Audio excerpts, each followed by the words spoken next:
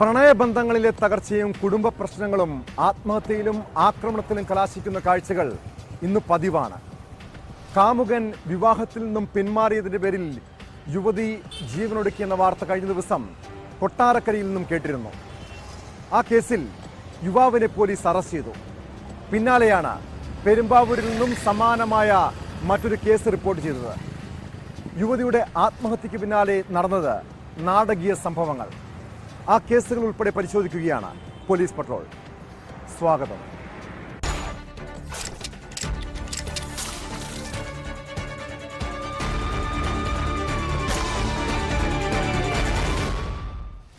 പെരുമ്പാവൂരിലുണ്ടായ ദാരുണമായൊരു സംഭവം.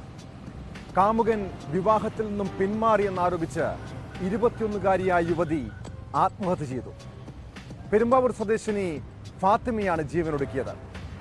പിന്നാലെ പെൺകുട്ടിയുടെ ബന്ധുക്കൾ മൃതദേഹവുമായി കാമുകൻ അസറുദ്ദീന്റെ വീട്ടിലെത്തുന്നു. അവിടെ മൃതദേഹം സംസ്കരിക്കണമെന്നാണ് അവരുടെ ആവശ്യം. കാരണം ഈ യുവാവ് വിവാഹത്തിൽ നിന്നും പിന്മാറിയതാണ് ഫാത്തിമ ജീവനൊടുക്കാൻ കാരണമെന്നാണ് ബന്ധുക്കളുടെ ആരോപണം. ഒടുവിൽ പോലീസ് സ്ഥലത്തെത്തുന്നു. പെൺകുട്ടിയുടെ ബന്ധുക്കളുമായി സംസാരിച്ചു. അതിനുശേഷം ശക്തമായ നടപടി ഉണ്ടാകുമെന്ന് പോലീസിന്റെ ഭാഗത്തുനിന്നും ഉറപ്പ് കിട്ടിയതിന് പിന്നാലെയാണ് പ്രതിഷേധം അവസാനിച്ചത്.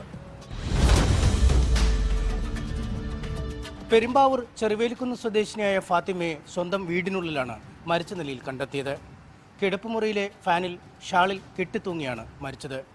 രക്ഷിതാക്കൾ ആശുപത്രിയിലെത്തിച്ചെങ്കിലും ജീവൻ രക്ഷിക്കാനായില്ല.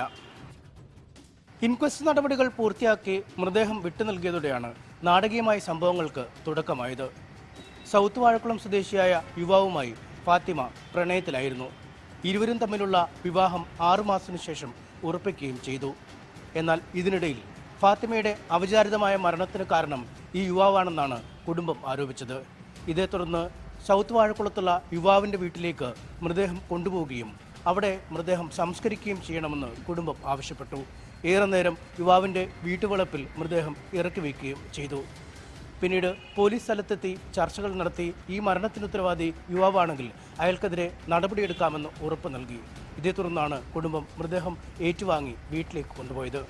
ഏറെ നാളത്തെ പ്രണയത്തിന് ശേഷം വിവാഹം പറഞ്ഞുറപ്പിച്ച യുവാവ് വിദേശത്തേക്ക് ജോലിക്ക് പോവുകയായിരുന്നു.